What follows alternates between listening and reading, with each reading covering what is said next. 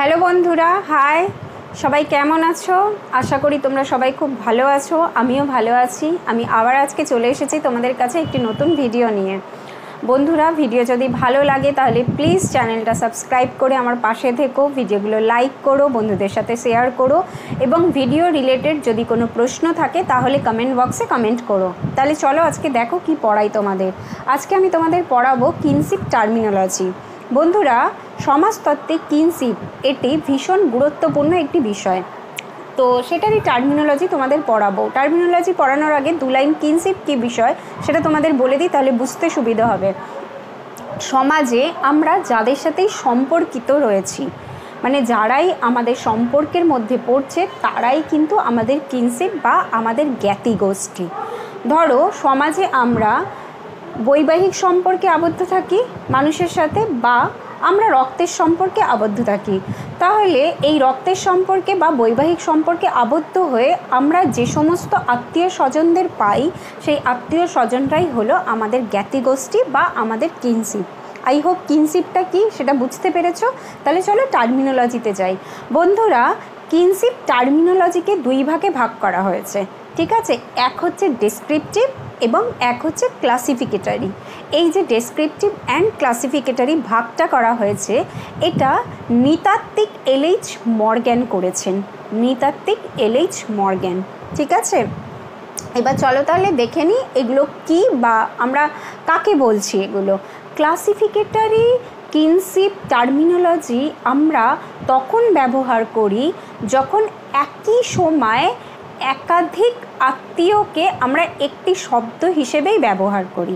মানে আমি বলতে চাইছি যে যখন একই সময় আমরা একাধিক আত্মীয়দের জন্য একটি শব্দ ব্যবহার করছি। উদাহরণ দিই তাহলে বুঝতে পারবে। ধরো আমরা অনেকজনকেই কাকা বলে ডাকি, যাদের রয়েছে ছোট কাকা, মেজো কাকা, বড় কাকা বা জ্যাঠা, ছোট জ্যাঠা, বড় জ্যাঠা, মেজো জ্যাঠা, ঠিক আছে, বা কাকিমা, অনেকগুলো কাকিমা রয়েছে, ঠিক আছে? তো এক্ষেত্রে দেখো একই শব্দ, ঠিক আছে, একটাই তো শব্দ কাকা বা কাকিমা, কিন্তু আমরা অনেকজনের জন্য ব্যবহার করছি। যাদের 4টে কাকা কাকিমা আছে 4 জনের জন্য, যাদের 5টা আছে, যাদের 2টো আছে, ঠিক আছে? তাহলে একটাই শব্দ কাকা এবং কাকিমা, যেটা অনেকগুলো আত্মীয়ের জন্য একই সময় অ্যাট আ টাইম ব্যবহার করা হচ্ছে।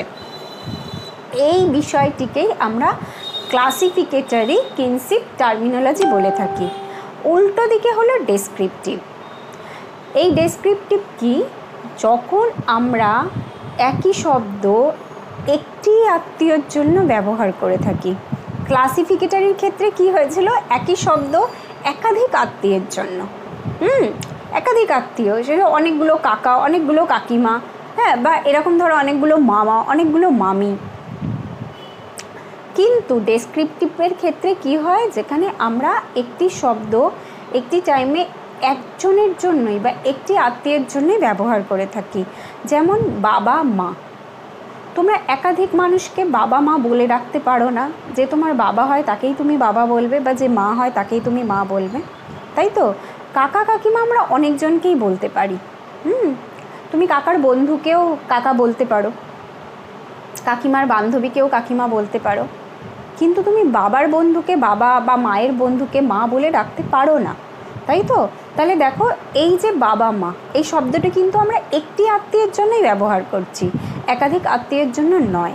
এটা হচ্ছে ডেসক্রিপটিভ ক্লাসিফিকেটরি টার্মিনোলজি, ডেসক্রিপটিভ টার্মিনোলজি। আর ক্লাসিফিকেটরি কি? যখন আমরা একটি শব্দ একাধিক আত্মীয়ের জন্য ব্যবহার করি তখন সেটা হয়ে যায় ক্লাসিফিকেটেড টার্মিনোলজি। যেরকম বললাম মামা মামি, কাকা কাকিমা, ঠিক আছে?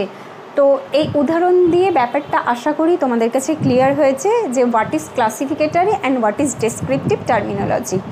যদি বুঝতে পারো তাহলে প্লিজ আবার বলছি চ্যানেলটা সাবস্ক্রাইব করো, বন্ধুদের সাথে শেয়ার করো এবং আমার পাশে থাকো। আর এই ভিডিও রিলেটেড যদি কোনো প্রশ্ন থাকে তাহলে অবশ্যই আমাকে করো। এই যে এটা পড়ালাম, এই নোটটা কিন্তু আমি লিঙ্কে দিয়ে দেবো। তোমাদের যদি নোট লাগে তাহলে প্লিজ লিঙ্কটা ক্লিক করে নোটটা ডাউনলোড করে নেবে। তাহলে আজকের মতো এতটাই। সবাই ভালো থেকো। শুভ সন্ধ্যা।